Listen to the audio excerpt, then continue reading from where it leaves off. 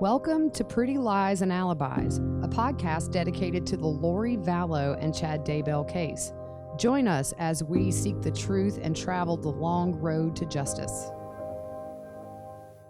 Hey, everybody. Hope you guys are all doing well out there.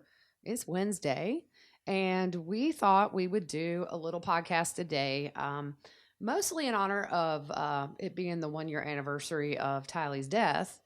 And man, we've been following this case since December, and man, I thought about her so much yesterday Yeah, I did too. and today. Yep.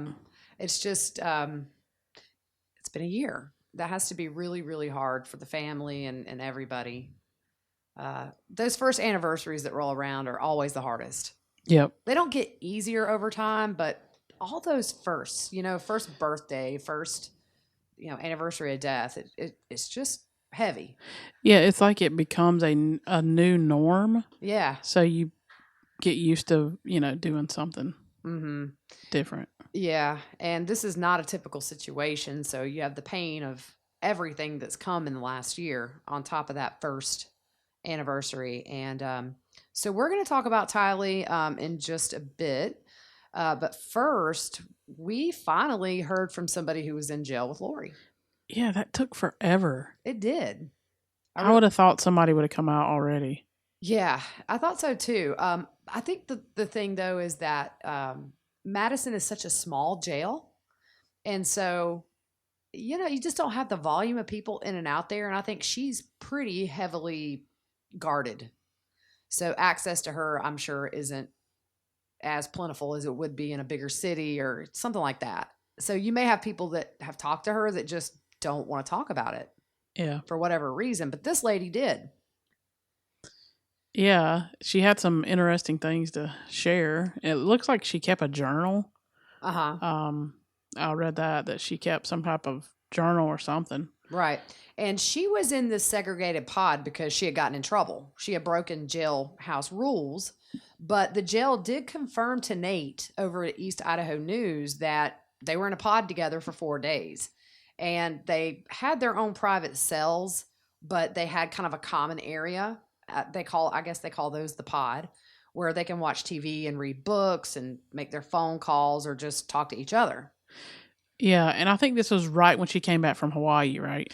It was. Yep. I think the lady was already in the jail because they had heard she was coming in, and so everybody was very curious to see her. Yep. And to see how her demeanor was and that sort of thing.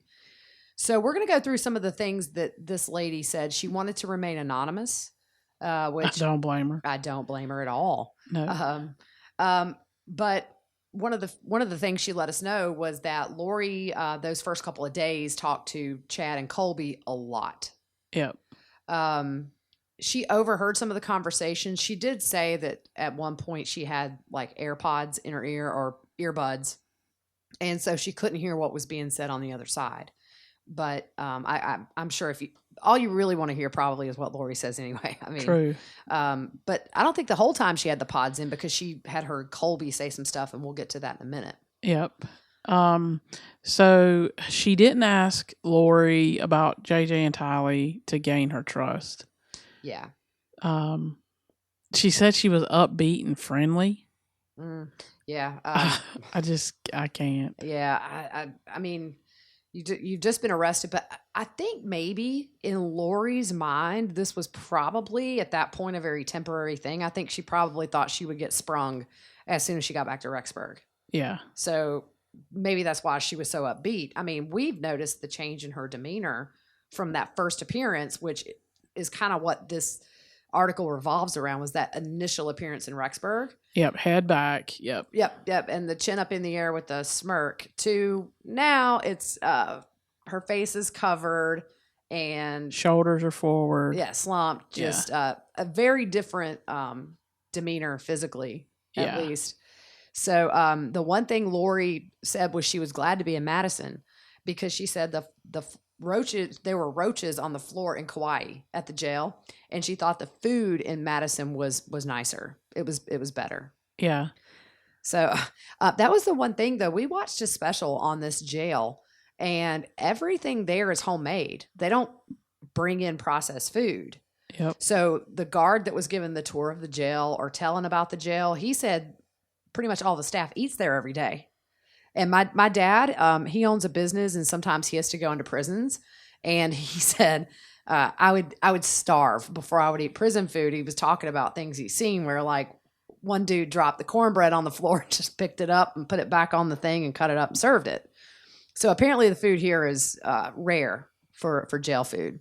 Yep. What's crazy is I was thinking that same thing when you're about to say that. I was like, oh, I remember we watched that thing. Yeah. It says she was totally aware of all of it. She said, we have the death of Kobe Bryant and COVID, but no, there's me. I'm the lead story. I'm more important than all of that stuff. And that's what they were telling East Idaho News. She knew she was the main story and she liked it. Yeah, that's it's not surprising with her. In fact, I watched the Miss Texas pageant this week, and I have to say, it was a little awkward to see a grown woman like strutting her stuff on. I don't know. I just don't get pageants, and no offense to anybody who does them. For me, I'm just too much of a tomboy, and I don't get the need to do that. But it's almost like she felt like she was this celebrity going into her performance. She ate it up. And if you look at certain parts of her life, at one point she wanted to be a famous actress, and then she does these pageants. Some people don't mind any publicity, even if it's for probably one of the worst things you could do the worst thing a mother could do in life. Yeah. But she was just excited that she was the lead story. Yeah, it's just sick. It is sick. Yeah. So Lori showed off her blue nail polish, worried about her dry skin and how it will look at the hearing. Mm-hmm. So we're still looking at appearance. It reminds me of that Carly Simon song, You're So Vain. Oh, yeah. Yeah. If you remember in Hawaii when she had the flip-flops on, the cameraman zoomed in on those blue toenails. I bet they're looking a little rough at this point. Yeah, they ain't blue. They ain't blue. They probably 3/4 of the way grown out. Yeah. And dry skin, I mean, they don't have a little Sephora in the commissary. True. So, welcome to jail, girlfriend. Yep. So this lady loaned Lori her deodorant, lotion, and makeup to use. And we know this is when she come in the courtroom with the bright red. Yeah, that court hearing. Yeah. Yeah. So she said that she asked the inmate how she looked, and the inmate hesitated when she told her it looked good. Yeah. Now, she busted up in there looking like Homie the Clown. Yeah. I mean, yeah. You just dated yourself on that one. Okay. Because nobody watches that show anymore. If you remember who, it was, what was that show? It was In Living Color, right? Oh, yeah. And it was one of the Wayans brothers that just had this crazy makeup on. And Yeah. Funny show. Exactly. So the inmate who I guess knew a little more at the time about jail life and what you can do to make yourself, look more made up. She told her to use just a regular number 2 pencil to fill in her eyebrows. Wow. I use that to fill in the circles on testing. Yeah, exactly right. See, when you don't know, see. Yeah. Make little drawings out of everything. Yeah. I remember, when we had time test and I would have like 15 questions and they would say, oh, you got 30 seconds. I would just start bubbling in C's. Oh, yeah. Yeah. But, it's just this next part to me was sort of, it's nauseating where after the hearing was over, she got this woman and was like, here it comes. Here's my story. Turn it up. Let's see what they say about me now. And that is just, it's almost like she doesn't know why I don't want to say she doesn't know. She knows, but it's like she totally just doesn't care about why she's there, which is the fact that we didn't know then, but she did. Her kids are dead. Yeah. And it's just, hey, I'm bigger than Kobe. I'm bigger than COVID. Here I come on the TV. Yeah. And we know from other people making statements that she loved like being in the courtroom. And I guess that makes you the center of attention. Yeah. Well, she seemingly had a desperate need to be the center of attention in everything. Yeah. And I just don't understand. I guess because she's waived these last two court appearances, so clearly her opinion on how big this case is has gone from, oh wow, it's all about me, to I don't want to be seen. I ain't got but $1.95 in my account. Mr. Mean, you got to stay in your office today and not come down. We're gonna send smoke signals to each other. Yeah. Get tin cans. Yeah. And, like, Yeah. I wonder, is anybody keeping her accounts up for commissary or phones these days? I hope not. That's something I've wondered about. And we talked last time, we brought up the point, is anybody from her family still talking to her? And we just don't know. But I wonder, does she have, I mean, maybe Mark Means could put money in there for her. I don't know who knows, but there's all these stupid little things that I wonder about. Oh, yeah. They don't mean nothing in the grand scheme of things, but I'm like, how much money does she have in her commissary account? Who is she talking to? Yeah. That sort of thing. Yeah. Crazy. Yes, it is. So this next part is like whatever. I mean, so Lori left frequently, leaving like to meet with her attorneys, an attorney now. Well, at that point, it was probably the three. The three, yeah. When the inmate asked Lori about bonding out, she says she hopes so. And this is horrible, but she ran a finger from her head down her body and said, "We'll see if all this is worth $1 million." Oh boy. I can't. Like, your kids are murdered. They're in the ground. And you make a statement like that. Yeah. Okay. So I think part of the appeal, among many appeals for Chad, is probably that maybe Lori did something for him that he's never had done before in whatever way. And women sort of know the power they have with those sort of things. And so in her mind, she probably thought, what was that movie, Indecent Proposal, where it was like $1 million if the guy could spend one night with it? Well, this isn't Indecent Proposal. I hope this is worth $1 million. That's gross. Yeah. That is so gross. I just can't. I like just when this case, I'm telling you, like, until you don't think anything could get any more weirder or horrible, right? And she's trying to be somewhat. It's her attempt to be sensual, but it's just gross. And obviously, it wasn't worth $1 million because she's still in there. There she is. Yeah.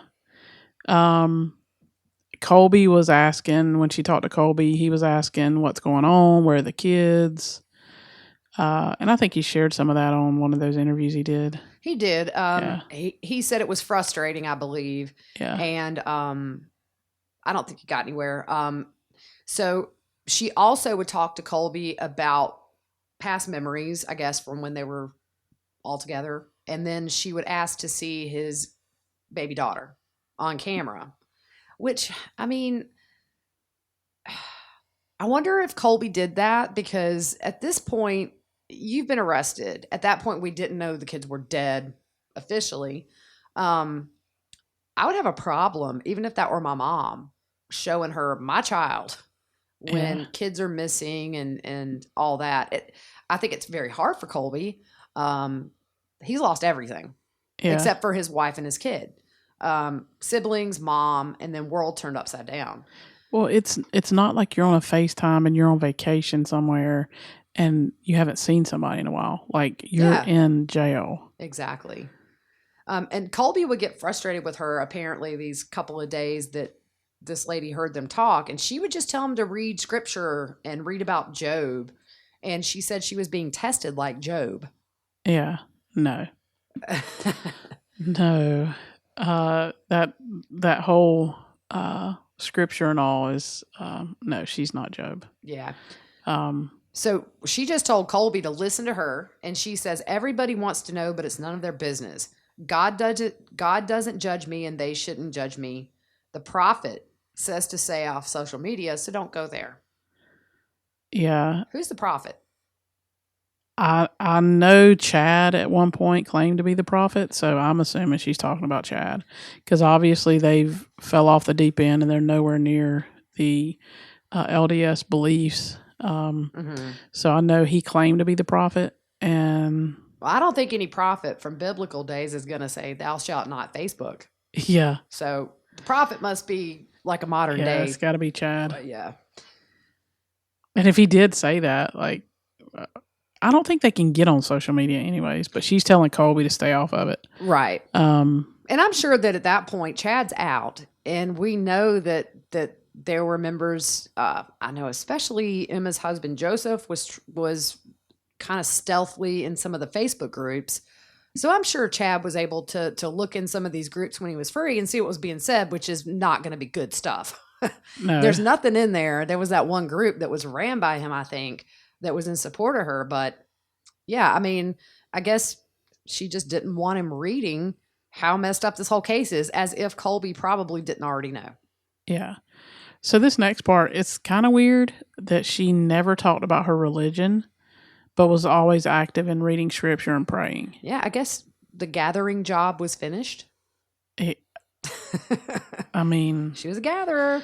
Supposedly they're still supposed to gather, so it doesn't make any sense. Yeah, and she also says that never once did she talk about JJ and Tylee. Yeah, I don't get it. I mean, okay.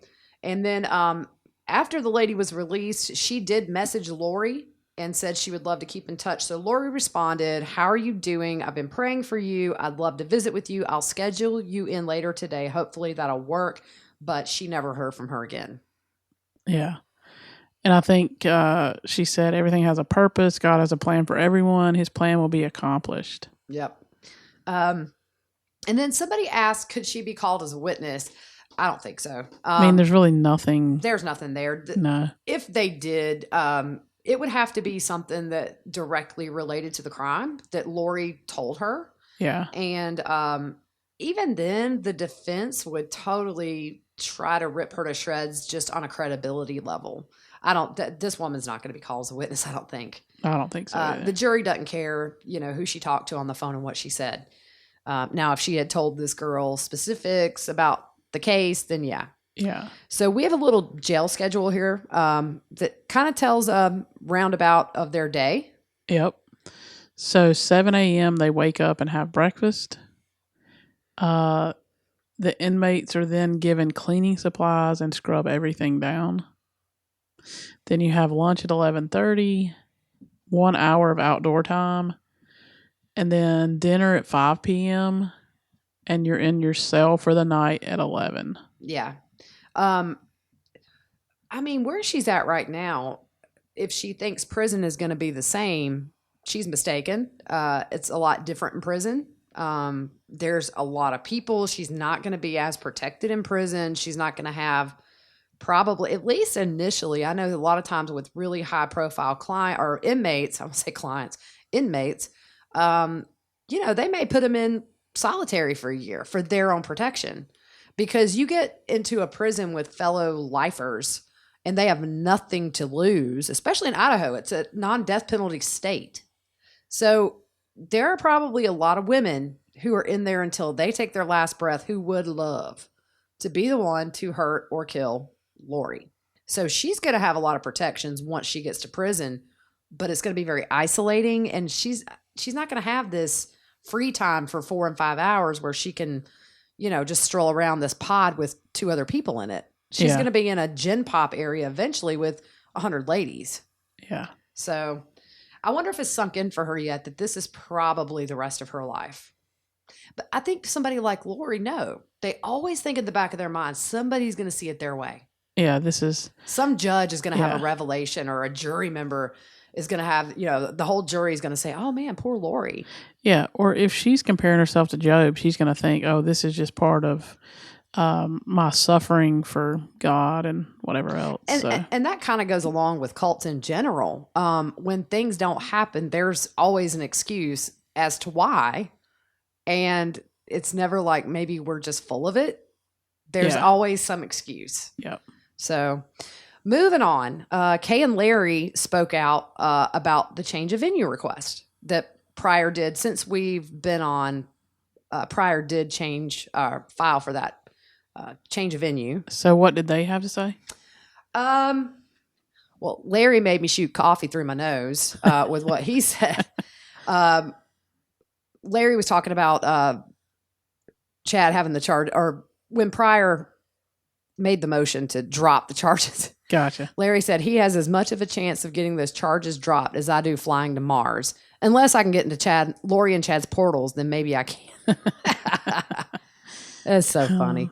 And then Kay said, we sincerely hope they find an impartial jury. We don't want appeals once they're in prison. We want them locked away and the key thrown away. I totally agree. And we agree with you there, Miss Kay. Yep. So the change of venue came, I think, that was last week. We haven't heard anything else about a hearing for that. He did ask for a hearing. And Imagine that. Yeah, that would have to be one, I guess. But yeah. So what's this Mark Means tweets that went out last week? Oh, this is crazy. I don't know what he's thinking. It wasn't the most thought out tweets, I don't think. So Lori's always accused Kay and Larry to be in this for the money. I mean, is he trying to spread that opinion on social media to make him look bad? Yeah, because the tweet originally was, he deleted a couple. The first one he put out essentially said that he was accusing Kay and Larry of taking off their microphones right before they went in the courthouse. So in your mind, you're thinking as they walk through the door, they're ripping mics off. Well, almost I think the way it was worded, it was almost like security had caught them. Yeah. With it to start with, and I'm like, what? Yeah, and then he deleted that because the response was swift and it was not supportive, as you can imagine. And so he kind of did a second tweet, which was about them doing this A&E documentary, and they're getting paid for it. So then he went from insinuating that, because, in that original tweet, he said something like, well, the hearing was streamed. Almost like they were trying to record the hearing. Okay, yeah, it was almost making them look dumb. Right. Which we know they're not. So he deletes that one. The next one talks about the money for A&E, and it has the cash signs on it. Yeah. And, I mean, I don't know. I can't figure this one out. I can't figure him out either. Because just by default, because he represents Lori and at one time represented Chad, he's not popular. And he's not liked among trial watchers or anybody. So I'm not sure what the point of this tweet was. Yeah, I mean, you're not going to tell me that later on he's not going to write a book. Yeah. I mean, come on. Something. Yeah. And then he's complained about the media attention on the case, and then he does this. And it ends up and hits like news sites. Yeah. So it's kind of counterproductive to what he had said in the past. It backfired. Oh, it backfired big time. When he first, I don't care what he said in it. When he attacked Kay and Larry, I was like, what is he doing? I mean, like, really? Lori and Chad cannot profit off the murders. Kay and Larry live in Louisiana. They just had damage to their house as well because of this hurricane. They live in Louisiana. These trials are going to take place in Idaho. These hearings are going to take place in Idaho. It is not cheap to travel and get hotel rooms and eating meals out, airfare, and everything that comes along with being long distance to a trial that you're involved in.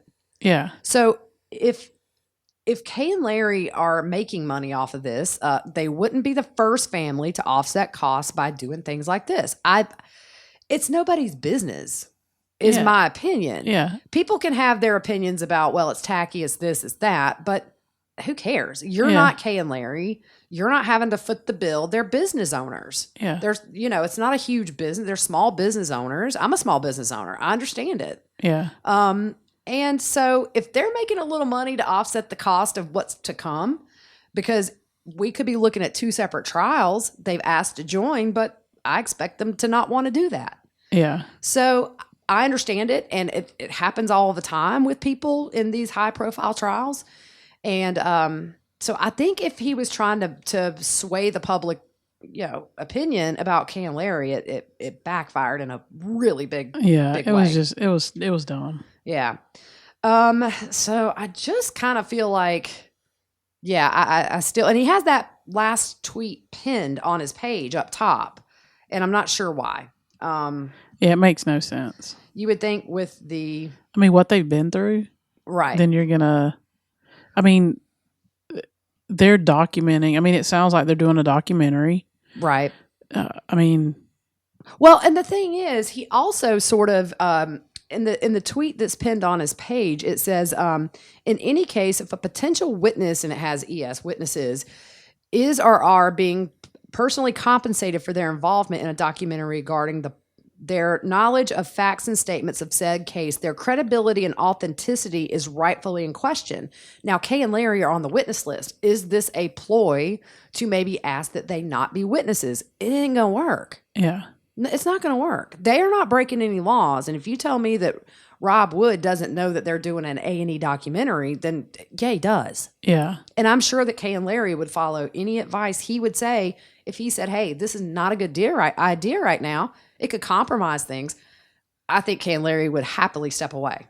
I totally agree. So not sure where he's going with that, but yeah, man, some of the things people were saying. I mean, what do you expect? Yeah, you're not. Like, I think Kay and Larry are awesome. Oh yeah, I do too. Yeah. I hope one day we get to meet them. They're just adorable. Yeah. And I really feel for what they've been through. And if it weren't for them, we wouldn't have had the welfare check. Exactly. So anyway, so yesterday was the 1 year anniversary of when Tylee was last seen.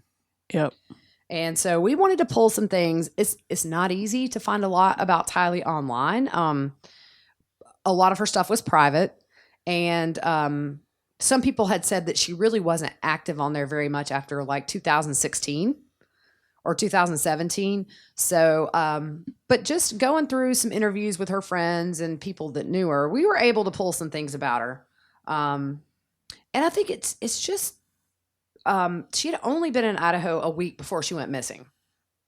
Yeah, that jumps out at you. It really does. I believe all this was planned way before they moved to Rexburg.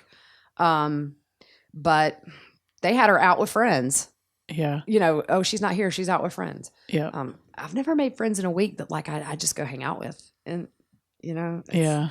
What else? So she loved her Jeep. I love my Jeep. Yep.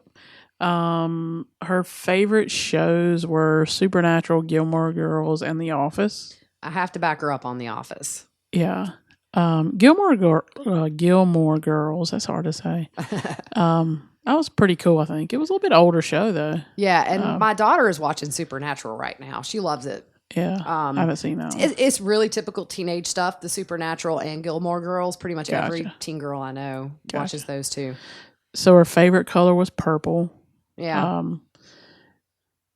And then the question that we ask sometimes is,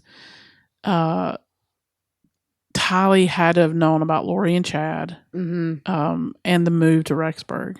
Yeah, and I don't see how it wasn't known to Tylee. Tylee's not stupid. She didn't seem like she was a fool. She was spunky and seemed to be on top of her game with calling people out. So I think maybe she just expressed her disdain for Chad and to Lori, or I don't know. I mean, I just feel like Tylee probably knew there was something going on there. Yeah. And I mean, probably expressed she didn't like it. Yeah. And so we've always tried to figure out between the reason for the murders. Is it because Tylee just didn't get along with Chad and it was maybe going to be a problem long term?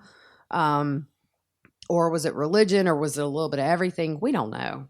Yeah. But I feel like she had to have known her mom was screwing around with Chad. Yeah. She's 16. She's almost an adult.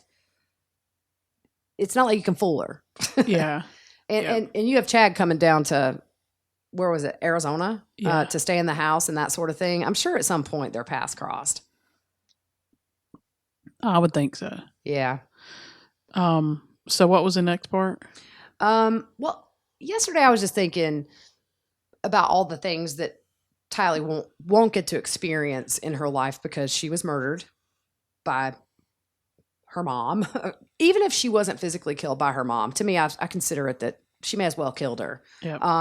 But I hope she experienced like that little first love, that butterfly, heart racing something. I Yeah. don't know. It just seemed like she was just shuffled so much. It might have been just so hard for her to make.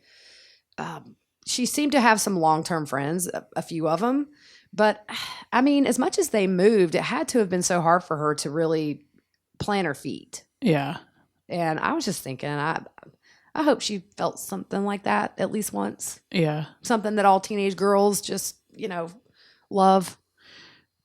She seemed most happy in Arizona, I think. Yeah, that's kind of what I gathered too. I mean, look, they had moved from what? She was born in Texas, Arizona, born in Texas, moved to Arizona at some point. They moved to Hawaii, maybe back to Texas, Arizona, then Idaho. I mean, and if you remember, one of the things that Colby said to her was like, give the kids a place to just plant themselves. Yeah. Grow some roots. Because, I'm sure Colby was doing the moving around before he moved out too. Yeah. Seems like maybe the Arizona when Lori and Charles were, he was what, like 11 or 12? So he had a few years, but they were pretty stationary when Lori and Charles were married, other than the move to Hawaii. So the other thing that I thought about yesterday that really made me feel so sorry for Tylee is, if you think about it, we had the podcast where we went through all of those custody documents with Joe Ryan. And it seems like Lori kept Tylee in this cycle of drama pretty much her whole life. Yep. And we saw with the Joe Ryan custody dispute that Tylee was a pawn. She was a power piece that ensured Lori got what she wanted. Yeah. And when you've been in it that long, it just becomes just part of who you are, and you become used to it. You do. And we saw that on the body cam footage when Charles was shot, how she was calm and collected because, and then also, if you remember in the Barnes & Noble, when there was the altercation, it was noted when she was 5 that she was very okay with what was happening around her. Yeah. So it just seems to me that Tylee was just there. Yeah. Like, she used Tylee when she needed her, such as child support payments from Joe or whatever. And then you're looking at benefit payments after he dies. And we still, I mean, it says in there that he had to keep out a life insurance policy. But I just feel like maybe it's hard to say that I've seen anything where she just had like several years of normal without any drama. No. I mean, it's just sad. Yeah. I look at my daughter, who is a year younger than Tylee was when she died. And I can't imagine putting her through that. I can't imagine putting any of my kids through that for selfish reasons. Yep. But Lori's selfish. Oh, exactly.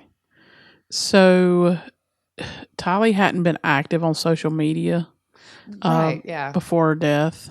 Mm-hmm. One of her friend's moms said it may have been for religious or personal reasons. Yeah, she wasn't sure, but she said that from about 2016 or so that she saw her less and less on there. Yeah. And then like her Instagram is private. Some stuff has come out, some screen grabs and stuff of her Instagram, and we're going to talk about some of those in a little bit. So then some of her friends had given interviews after Tylee's body was found. And one of her friends that lived near her in Arizona said that Tylee never talked about her mom's religious beliefs. Yeah, it's just odd what we've seen. Yeah. How her belief system was. Could be Tylee was embarrassed. Could be. I mean, I don't think I would want to tell, my friends that my mom thought she was an exalted being and all this stuff. So it might not have been a subject Tylee wanted. Maybe when she got with her friends, the last thing she wanted to do was talk about her mom. True. Like most kids. True. According to another friend, Tylee said her family was leaving Arizona because her mom had gotten a job in Idaho. Right. But Lori also told the new neighbors that she was there for school. Yeah. So it's just part of Lori's lies. Yeah.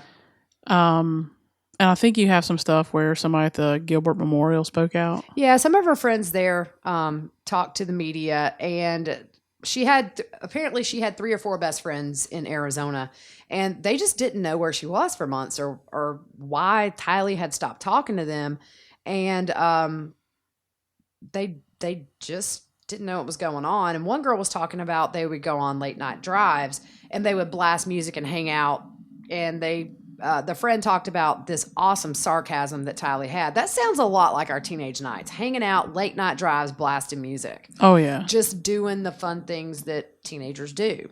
Yep. And so I was really glad to hear that she, had some times with her friends where she could just be a carefree teenager. There's that picture in the desert on the couch, and her smile was very different than smiles I've seen with her mom and stuff. She just looked happy. Like her face kind of just reacted more in the pictures with her friends. Yeah. It's almost like she could be a normal teenager. Yeah. And with her past, there wasn't much normal about it. Yeah. So I'm sure she thrived in those moments with her friends. Yeah. She was only 16 when she died. That's just you're just so young. Yep. And obviously, they didn't hear anything from her once she moved to Idaho. And they noticed a shift in her behavior around that time, too. And I'm sure the stress of it all, not wanting to go. Yeah. She didn't want to go. Yeah, she went because of JJ. Right. And you can tell her friends, and I don't feel comfortable tweeting out videos that are public, but they're from kids' accounts, like teenagers' accounts.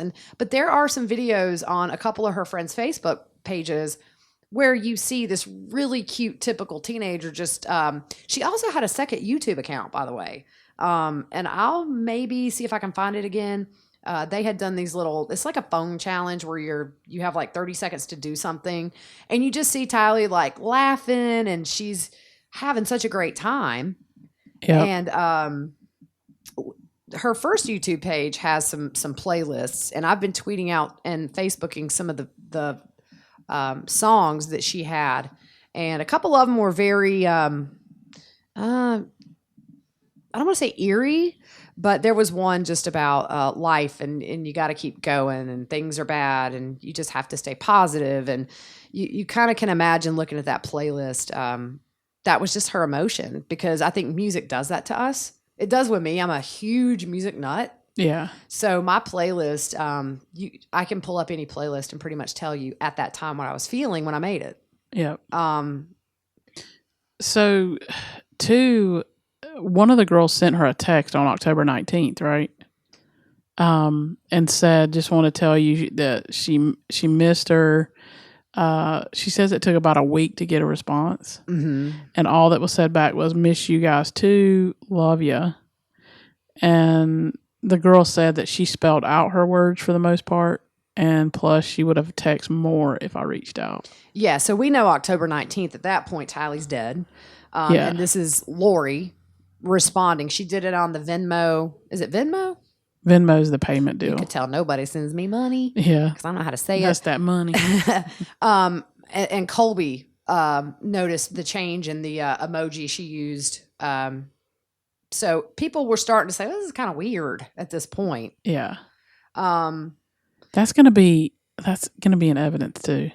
I mean, we Like say it about every podcast, I know, but right? There's so many More unanswered evidence. questions. We've just gotten such a bare minimum to bind them over for trial. Yeah. But yeah, so her friend said that when Tylee lived there, she would respond immediately. And when she moved, it decreased in response time. So it would get longer and longer. And so we were also talking about Colby, how, for a while there, he was texting her, why can't I text you? Why can't I call you? Why can't we FaceTime? Yeah. And we know it was Lori. She seemed close to Colby, as close as you could be with a brother 5 years older. Yeah. Because if you think about it, when Tylee probably got to an age where they maybe could have hung out and actually had real conversations that aren't kid-based, he was probably gone to college and out of the house for a while at least. But we know she broke down with him the day Charles was shot and killed. Yep. That might have been like her little safe place with him. Big brothers are that way. There have been times where I've been strong. I talk to my brother about something, I lose it because it's safe. Yeah. And then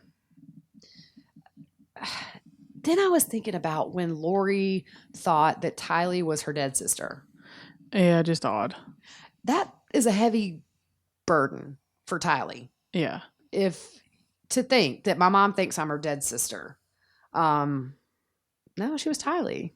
She was her own person. Yeah, just weird. And so down here we have somebody who was neighbors with Tylee in Hawaii. Okay. Okay, you're not following me, are you? No, I got a text. I'm sorry.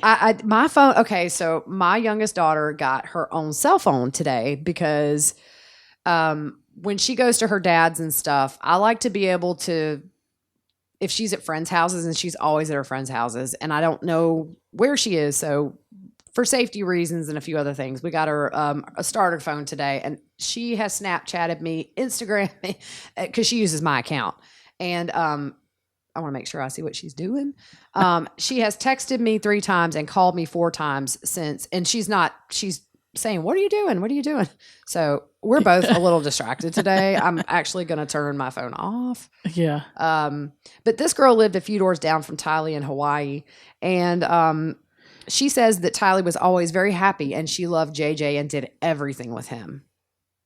Yeah, that's, you can see the videos and You really the can. pictures and stuff. There's a cute one where JJ's sitting on like a little bar stool, and Tylee is talking to her friend who's filming, and then she's talking about JJ, and she said, "That's my child," and she goes and puts her arms around him. Yeah. And she also says that Tylee and Lori had a really close relationship when she knew them. They were very in sync and seemed like a normal mom and daughter.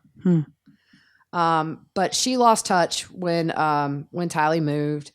But they reconnected briefly when Charles was shot and killed. And she texted her. Her friend texted her and said, "I'm thinking about you and I hope you're okay." And Tylee says she's okay. And that was the last time she heard from her. Wow. So it's got to be hard for her friends. Oh, yeah. Yeah. We lost friends in high school to accidents and things like that. And it's hard enough. Yeah. But an accident, it's not predictable, and sometimes it's just not avoidable. Yeah. So for her friends and JJ's friends to have to deal with a double murder and these kids being buried for almost a year on not their stepdad, on Chad's property, man, it's just, I can't imagine having to deal with that now, much less as a kid. Yeah. And somebody that you ran around with and had so many fun memories with. Yeah. Yep. Another girl said that she had texted Tylee on the day she was last seen. And on the day she went missing, she told me, "I love you." And I said, "I love you too." And then I never texted or saw her again. Wow. Yeah. That's tough. So stuff on her Pinterest, there was lots of exercise fitness links. A mom from Hawaii whose daughter was friends with Tylee said Lori would shame her about her weight. I could totally see that. Yeah. Oh, yeah. I think Lori was a fitness instructor at one time, right? Yeah. And then in the Miss Texas pageant, she had the shortest skirt on that stage and the tiniest bikini. And so for somebody like Lori, who's so vain that she would use Jolly Ranchers to make her lips look red before a court appearance, I totally could see her shaming Tylee. Oh, yeah. Tylee was never tiny. I mean, she was the cutest little thing, but to somebody like Lori, and I'm sure that's hard for a girl to know that your mom feels that way about your body. Yeah. Because as a mother, when my daughter says, "Oh, I'm getting fat," or, say something like that, it kind of makes me sad because she's not. Yeah. But her perception of herself sometimes can be harsh. And being a teenager is hard enough. And maybe you have other people saying that to you, but if your mom is shaming you for your weight, and there were so many exercise and fitness links on there, that was probably half of her Pinterest. Yeah. So you could tell she wanted to do this probably for herself, but I'm sure a lot of it was for that motherly approval. Yep. There were some travel hacks like packing tips and things like that. There were makeup links where the tutorials on how to do makeup. All these girls today do that. These, James Charles and all these famous makeup people. In the 80s, it was like a cotton ball for your eyeshadow. I mean, now my daughter's like, no, you have to use this brush and your highlighter goes here. And then again, we look at our 80s pictures and see how jacked up our makeup was. Whoever thought blue eyeshadow was good, but and then she had some photography, only a couple of those. One was kind of a road that you could see far in the distance, but it was hilly, kind of like that road had hills. And I thought that was sort of symbolic. Yeah.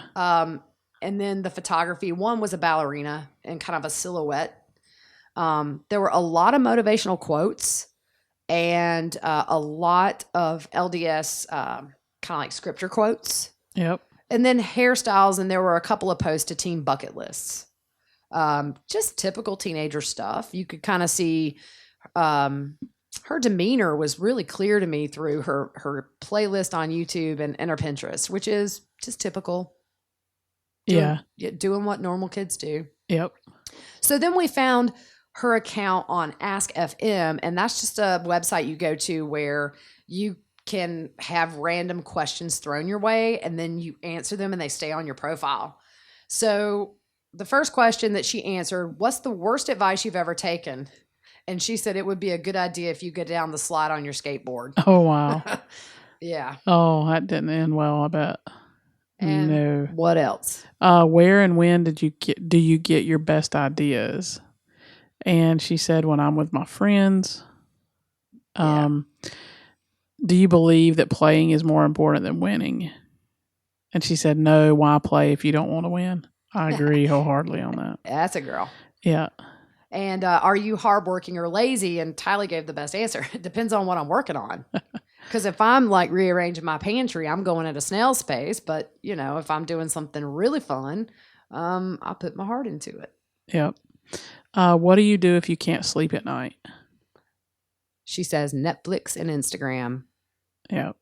And my son got braces put on yesterday. And I was sitting in the orthodontist office watching him get them put on. And then I thought about, because I was kind of looking up stuff for this and came across some pictures of Tylee with her braces.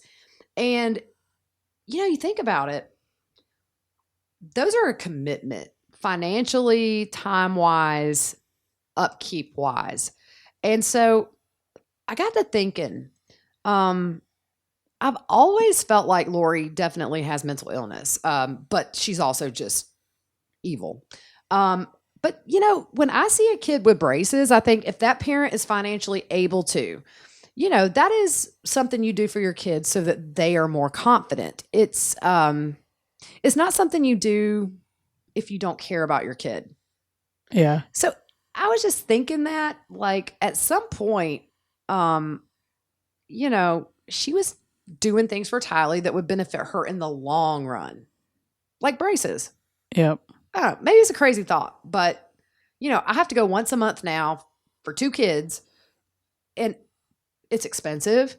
So at some point, she wanted Tylee to kind of have it, but then again, it's physical appearance. That could be the whole thing with Lori. Yeah, or is it she's showing the court? Could be. But at that point, I don't know when she got them, but I don't think she had them when she died. I think maybe she got them taken off. I'm not sure. But I'm just saying, it's a commitment for a parent, financially and time-wise. Yeah. What changed? Yep. I think that's $1 million question. What changed? Yeah. What happened? And then if we just go back and look at things in the past that we know about with Tylee being in and out of the hospital, all the poking and prodding, trying to find this illness that they probably never found. I just think that if you took stock in everything in this kid's life, so much was bad, and it all seemed to benefit Lori. Yep. All of it from the time she was a baby. Oh yeah, most definitely. Yeah. Monetary. I just wonder if she felt like she really had somebody. Somebody who just was always there. Not a friend even, maybe an adult that she could confide in. It's hard because, like, I was thinking about Colby, he got married. He moved out, got married, all that stuff. I know at some point they were living with Charles and them. But it's, I remember when my brother got married, we're the same age difference, and I was in high school, and there he was married. So we didn't have a lot in common to talk about all the time. He's off working, doing his own thing. I just hope, and I know she leaned on Colby. I just wonder if she had one person that wasn't Lori, or maybe wasn't even family, that she could open up to. Or did she feel like she was alone and just sort of, whatever whim Lori had, she was just kind of right with her with that. Yep. I hope she had somebody. I don't know. Yeah. Yeah, I hope so too. And we can't forget she was labeled as a 4.1 dark by Chad. That still, for me, goes along with, I think Tylee expressed that she didn't care for him. Yeah. Just my opinion. Right. Oh, yeah, definitely. I mean, you have to look. He would have been the reason, essentially, in her mind, probably, that they had to move. Yeah. If the prophet's telling them they got to move to Rexburg, yeah, I just think that, maybe that had something to do with it. It's just she didn't like Chad. She didn't like what he was doing to her mom. Yeah. As far as seeing that change in demeanor. Yep. So the last thing was on Tylee's Instagram. We had some posts that we found, and in a lot of her posts, Fruit Loop, she's just praising her mom. Yeah. Just one of the posts says, "My love for my mom grows every day. She is truly the best person for the job. Through everything we have been through as a family and as individuals, her faith just gets stronger. She's the best example of how I want to be as a mother someday. Happy Mother's Day." Yeah. And there was another one. It's this is a slightly random but much needed. Thank you to my mom for always being there and helping me so much. She's the greatest little mommy in the world. Little hashtag emoji things. Says love and gratitude for her. She obviously did my hair. It was a picture of her as a kid. Hashtag always and forever. And then the last one was a picture of her and Lori, and she says, "I won the lottery with this one as my mom. Hashtag happy birthday." Yeah. So that's so sad. Yeah. It's just so praising and meant to flatter. And it's like, is that, was it true? I mean, right, I've been around teenagers. Right. Or was that the wish? Yeah. You always want your parents to be your knight in shining armor and to love you unconditionally and be there for you and just have this best relationship. And I've been around a lot of teenagers where that doesn't happen, but they portray it to be that way. Yeah. So it's kind of like, did she post what she wishes it was really like? Yeah. We were raised in amazing families. Our parents have just been our rock, and the ones that pick us up when we fall. So for me, it's so foreign that a parent could be mean to their kid like this. But she breaks my heart. Yeah. Yep. And we're going to talk about JJ in a couple of weeks as well, like we have with this. We just sort of felt like Tylee needed her time to be acknowledged, and we're on that anniversary, and yeah, this whole thing is about seeking justice, right? And making the people who played a part in this pay for it, right? And we're gonna get there. We're gonna get there. We were talking about how quiet it's been, but we have Lori's hearing tomorrow, 12 o'clock Eastern time. We'll cover it on Twitter. Going to be very brief again. I guess the biggest question is whether or not she'll have her mask on. I bet she does. She's hiding. Oh, yeah. Yeah. I guess she ran out of Jolly Ranchers. Yeah, she's hiding. Or maybe her skin's a little too dry. Her skin's dry. For the camera. Yeah. What a diva. Yeah. A wannabe diva. Yeah. But, yeah, I think I would love to know more about Tylee. I think we definitely would have liked her. We like spunky people. She had a story, and it's sad to think that whatever lesson she learned in her 16 years, she can't carry over into adulthood to maybe make people's lives better. Yeah. Just senseless in every way. So many questions that we have, and not a lot of answers right now, but we will get there. Yep. Yep, it'll come. It will. So I survived Saturday. Oh yeah, Yeah. you had your walk with your mom in the wheelchair. Yeah, we did the walk, and we do it again this Saturday. I'm trying to get my brother to go so he can help. Like the first mile and a half is like kind of uphill, not too bad, but definitely my calves and my hammies were struggling. They were burning. And she's asking, "You okay?" I'm like, "Yeah, I'm good." And so it was fun though. It was fun. We have some more people coming this weekend. So that's awesome. Yeah, I'm not doing this with them because I'm lazy. But yeah, so we haven't seen each other much the last week or crazy. so. I haven't really texted you much. No, it's been quiet. But with school starting back, I think we're on a better schedule this week. I think we're getting it down pat. But my kids have had appointments, and I've just had, cleaning my house and just doing baseboards. I'm at that point. I whipped out the toothbrush yesterday. It's just, I'm stir crazy, but trying to stay busy. But yeah, it's weird when I don't talk to you for like a week. Yeah, and my mind's in mission trip mode. So I have that coming up in a few weeks. So I'm in overload trying to get everything finalized and prepared because I'm leading it. So I'm like, oh, I'm in charge. Yeah, your mission is a really cool. I like the concept of just being outdoors and hiking and that sort of thing. Yeah. I don't work on her mission. That's her thing, but it's so awesome. Fruit Loop has the biggest heart for people. And so it's been exciting to watch this grow. Yeah, it's been a journey. It's grown, and we get to go out to this little bitty church in New Mexico and help them and fix some issues on their church building and stuff. So it's going to be fun. Yeah. I will tell you this. So we have this big, huge mountain here. It's the highest point in our state. And my mom for, 3 years ago, 3 or 4 years ago? I think it's been like 4. I think it's 4. She had about passed away, had some health issues, and ended up in ICU for 11 days. And so it's been this journey. We were in a car wreck and broke her leg. So it's been this journey. So Saturday we walked on the trail at the beginning, and then she wanted to go to this mountain, and this mountain has built a big tower type thing that you can go see 360-degree view. Yeah, I tweeted out pictures of Sassafras. Oh, did you? I cool. did. So to get up to that top of that mountain, the handicap is not accessible yet. And we knew this going up. So we get there, and my mom's like, I'm walking up this big mountain. And I'm like, okay. So she did it. She made it all the way to the top. I know. Those pictures literally brought tears to my eyes because we were in the ICU waiting room for days.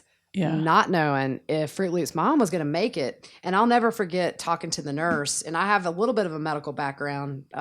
For a good while, I worked in the medical field. One day I need to tell you guys all my crazy jobs.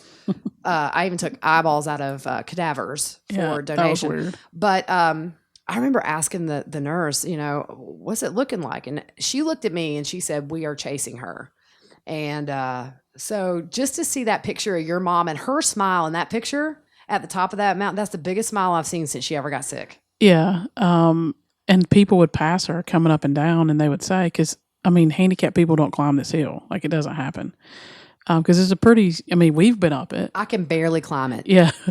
So she just plugs along and just keeps on going, and I walk behind her, and she made it, and everybody was so supportive, just telling her she was an encouragement, great job.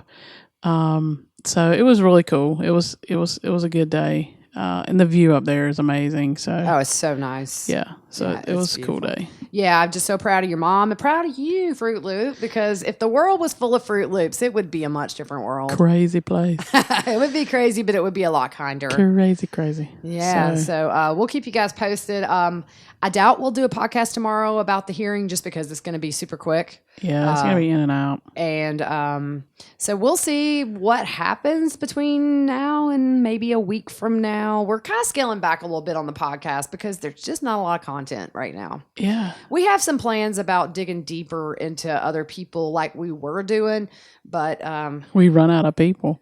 well, yeah, we run out of people, and I've just run out of time in my day right now. Yeah, it's crazy hectic. Yeah, so mom's number one. That's my priority, is take care of these kids, and it's been a job. Yep. I was in bed at like 8:30 last night, you guys. You old. Your mama's old. So, but I think that's all we have for you. Look, we took up an hour of their time. Is it an hour? It's an hour. Good grief. Yep. Crazy.